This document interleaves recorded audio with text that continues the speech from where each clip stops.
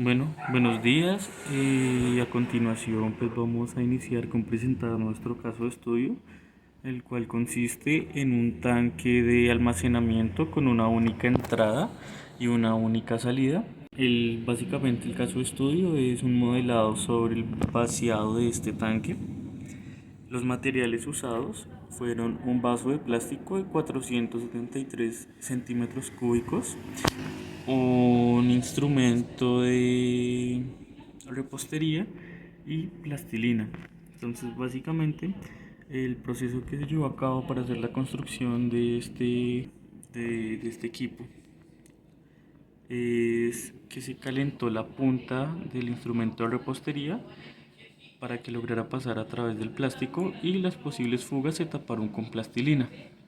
Las dimensiones que se necesitan tener en cuenta para el modelado de este proceso son aproximadamente una altura del vaso de 12 centímetros con un diámetro de 10 centímetros y se midió anteriormente el diámetro de la tubería de la boquilla, el cual tuvo una medida de 0.5 centímetros de diámetro. Ahora, las medidas experimentales se van a tomar a partir de los resultados que den las simulaciones. A partir de esto lo que se hará son tres mediciones.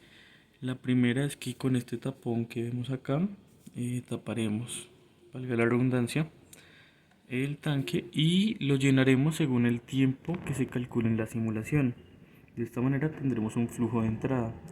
El flujo de salida se mide, se calcula de manera teórica, sin embargo, se harán las mediciones posteriormente para confirmar, retirando el tapón y tomando el tiempo en que se demora en vaciarse el vaso de 473 centímetros cúbicos.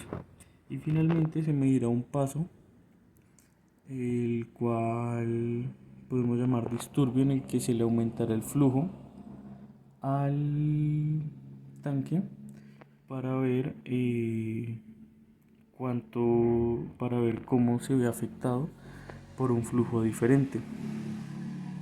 De esta misma forma, este disturbio será mientras se verifica el estado de equilibrio que se calculó con el simulador, en el que se tomarán los tiempos, se harán líneas durante cierto intervalo de tiempos en el tanque para verificar en qué momento este llega al estado estable. Posteriormente, cuando este llegue al estado estable, se hará el paso, el disturbio que se había comentado. Como es bien sabido, en los procesos industriales es necesario comenzar con modelos de simulación para evitar hacer estos procesos de manera empírica y gastar tiempos y recursos que se pueden invertir en otros sectores.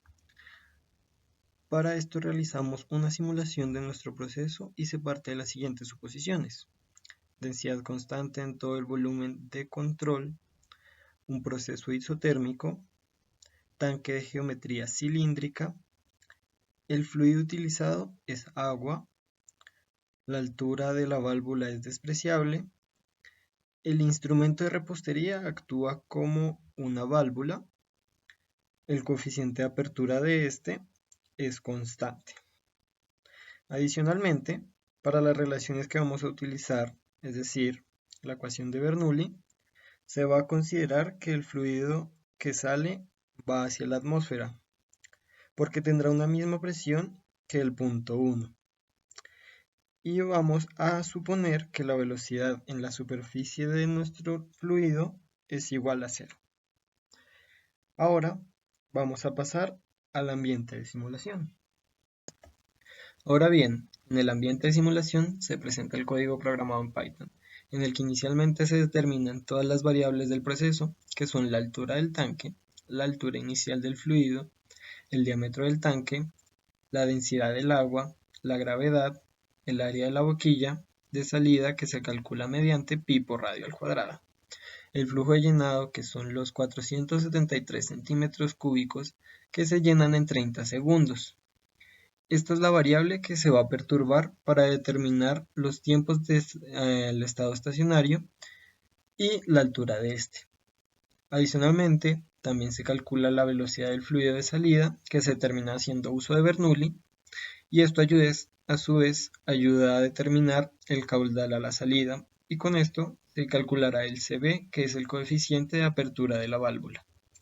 Con esto podemos plantear la solución a la ecuación diferencial y a continuación mostramos los resultados.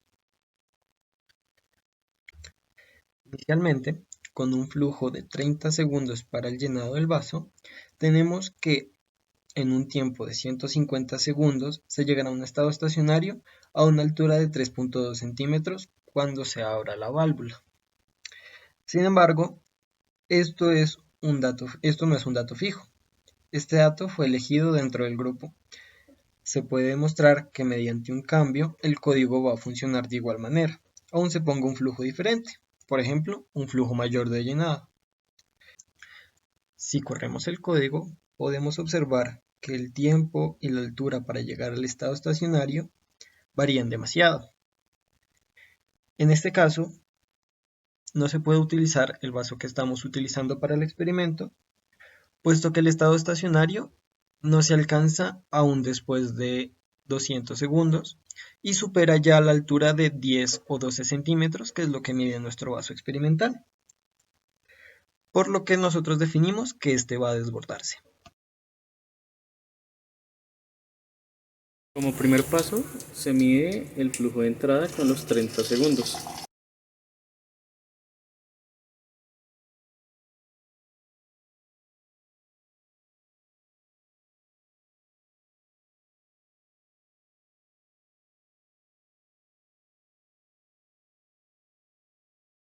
Implementar un paso para cambiar el comportamiento.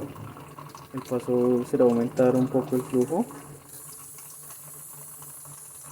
Y como se puede ver según la simulación, aumentando el flujo en cierta manera significativa, la estabilización se podrá dar, pero en una altura mayor a la que tiene el tanque.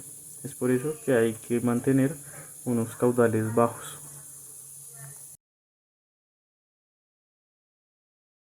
Ahora se mide el tiempo en el que se vacía el tanque para tener una idea del caudal de salida del tanque.